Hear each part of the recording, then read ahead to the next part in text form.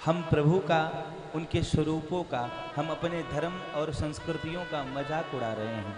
ये उचित नहीं है। हम स्वरूप बनाते हैं। स्वरूप तो इसलिए होता है, विग्रह तो इसलिए होता है कि प्रभु का वो भाव आ जाना चाहिए, तब हम विग्रह। हम व्यवसाय कर रहे हैं, हर धर्म के नाम पे व्यवसाय कर रहे हैं, ये उचित नहीं है। अच्छा लगता है लोगों को, भीड़ जुटती है, पब्लिक की मांग है। एक जगह मैं कथा करने गया था, खूब भीड़ होती थी। दास की, वो गुरुदेव भगवान की कृपा है, हमारी अपनी कुछ नहीं है। दास कथा करने गया था वहाँ, तो खूब भजन संध्या के लिए और भी वक्ता लोग आए थे। यहीं आपके सीतापुर की बात है, तो और भी वक्ता लोग आए थे। जहाँ तहाँ गुरुदेव भगवान की कृपा रही कि कथा गान किया गया, तो एक दिन 2 दिन किया गया, तीसरे दिन दूसरे दिन से ही ठाकुर जी की कृपा होने लगी। और पहले दिन ये चर्चा चली कि भीड़ जुटाने के लिए झांकी हम लोग मंगवाते हैं।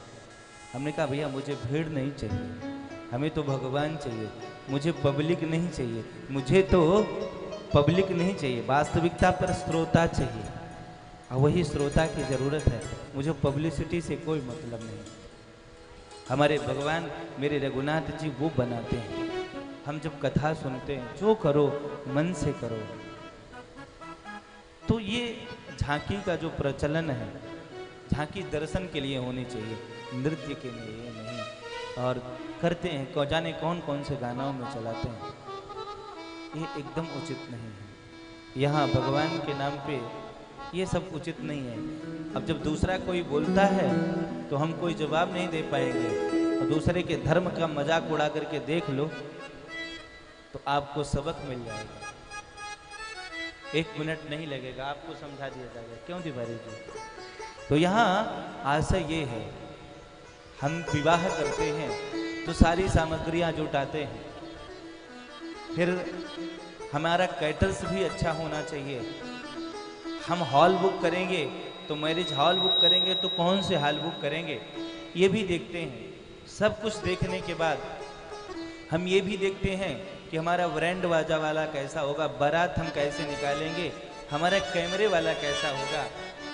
हमारे कैमरे, हम कारिया जरूर हैं, काले हैं ये चलेगा, लेकिन फोटो जो हमारा आए तो बहुत ही सुंदर आना चाहिए। हम इसका भी ख्याल रखते हैं, खूब ख्याल रखते हैं, हमेशा रखते हैं। लेकिन हम इसका ख्याल नहीं रखते हैं कि जो आचार्य जी हैं, अच्छा कोई आचार्य आता है प्रेम से तो वो आपके यहाँ विवाह कराता है, इतना मेहनत करता है, तो आचार्य की तरफ हम ध्यान नहीं देते।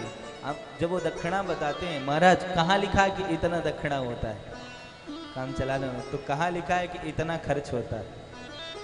कहीं लिखा है? विवाह तो शांत स्वरूप में भी हो सकता है ना। विवाह करने की कोई ज़रूरत तो नहीं है, इतने सारे खर्च करने की आवश्यकता ही नहीं। किसी पात्र का, सदपात्र का पेट भर जाएगा, कोई अकिंचन का पेट भर जाएगा, जितना हम विवाह में खर्चा कर देते हैं। फालतू कैटर्स वाले को बुला करके दे देते हैं, इन फालतू लोगों को बुला, हम जानते हैं ये जब से कैटर्स की व्यवस्था हो गई तब से भक्षा भक्ष खाने की व्यवस्था हो गई। एक तरफ हम विवाह करते हैं, एक तरफ कहते हैं ओम प्रजापतये नमः इदं प्रजापतये नमः, स्वाहा कराते हैं। हम स्वाहा करा रहे हैं, इधर स्वाहा स्वाहा चल रहा और उधर दूसरा वाला स्वाहा चल रहा। लो खाओ मेरे भाई, ये कौन सा विवाह है? एक तरफ हम एक जीव के लिए प्रार्थना कर रहे हैं और दूसरे तरफ दूसरे जीव को हम भक्षण कर रहे हैं। कौन सा विवाह है ये? कौन सा विवाह है? मेरे समझ में तो ये विवाह नहीं आता। तो ये सब जरूरी नहीं, ये जरूरी है कि हम सुधरेंगे, जग सुधरेगा। लेकिन सुधरना चाहिए, ये परंपराएं समाप्त होना चाहिए। जो परंपराएं बनी हैं,